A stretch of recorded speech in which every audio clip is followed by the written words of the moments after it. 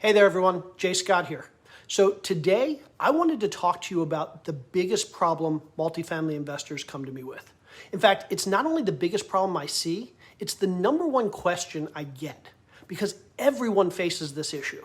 In fact, I faced this issue when I started and it almost kept me from ever pursuing large multifamily deals.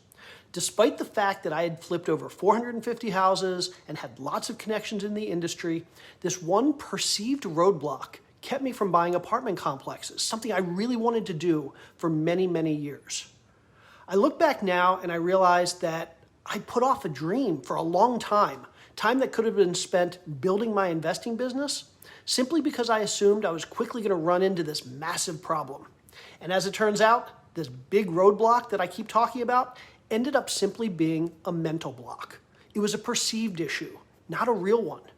Now, it may not surprise you to hear that the problem I'm talking about is this. How do I get the money to do these big deals? What if I don't have a ton of cash? Or what if I don't have great credit? How can I buy $1 million or a $10 million or even $100 million property in my financial situation? That's exactly how I felt until I realized this one thing. Getting the money for your deals is easy. I now realize that it's easier to get the money for a $10 million property than it is to get the money for a $100,000 property. So if this is your biggest hesitation, if this is your biggest fear, know that you're not alone. It was mine as well, and it kept me from pursuing my dream and my investing goals for far too long. And I don't want that to happen to you or anyone else. That's my goal, and that's why I'm doing this, to help others recognize that doing big things in real estate is not hard. It's a process, and you have to follow the process, but it's not difficult. And while figuring out where to get the money to do these deals may seem like the hardest part, it's actually one of the easiest. Don't believe me? Keep watching, and I promise you, you're gonna be surprised. So let me give a quick backstory for those who don't know who I am. I've been investing in real estate for over 15 years now, including through the 2008 recession. I started by flipping houses, and I still remember the first single-family deal that I ever did.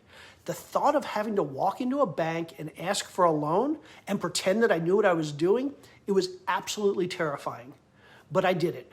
And then I did it again and again and again. And I actually got pretty good at it. I flipped hundreds of houses between 2008 and 2018, and before I knew it, I wasn't asking for money anymore. The banks and the lenders, they were calling me, asking if I had any deals that I needed to be funded. And it was then that I realized that the banks need us, investors, as much as we need them. Fast forward to 2018, and I'd been thinking about doing big deals, apartment complexes specifically, for a long time, for years. But I kept putting it off, all because of this fear that I wouldn't be able to find the money.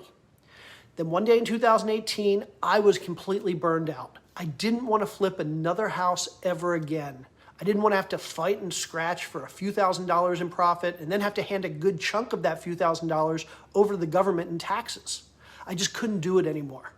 And that's when I finally got up the courage and the energy to call my friend Ashley, who was successfully doing these same large apartment deals that I had always wanted to do.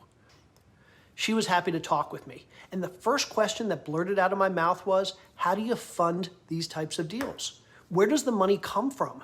That's all I wanted to know. I still remember her 4-word response. That's the easy part. Over the next 20 minutes, Ashley explained to me exactly how these large deals get funded. And I realized that it really was simple, almost obvious even. It also made me realize that I had put off doing these types of deals for years because of this perceived roadblock, that it turns out it wasn't really even a roadblock. I literally lost years of opportunity because I made the assumption that I couldn't do something. And now that I've been doing these types of deals for 5, 6 years now, I've come to realize that it was really just a fear that held me back. As soon as I started to take action, as soon as I started to do stuff, the process became clear. And each step became simpler than the last.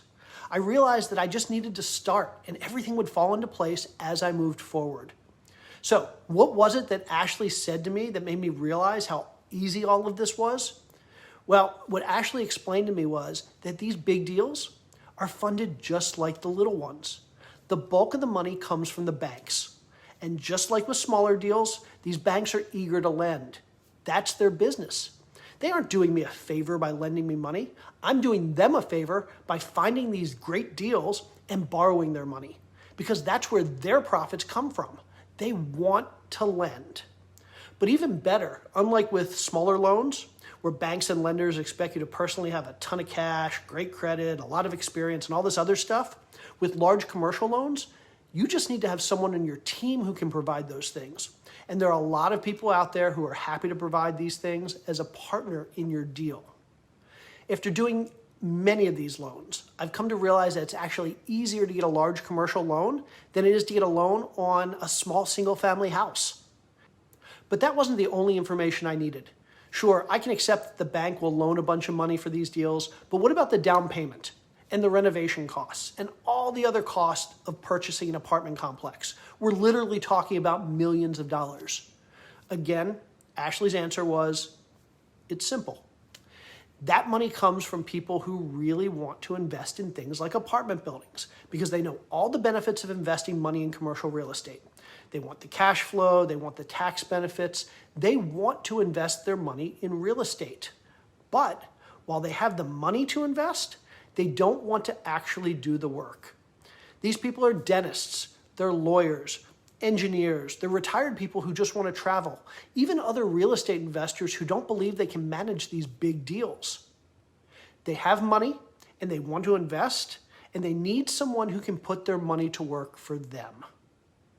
And whether you're a first-time multifamily investor or a billion-dollar hedge fund, this is where the money is coming from.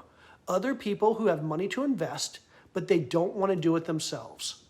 You might think that the hedge funds and the big investors are simply wealthy enough to fund their own deals, but the truth is, even if they are wealthy enough, they aren't putting their own money into their deals.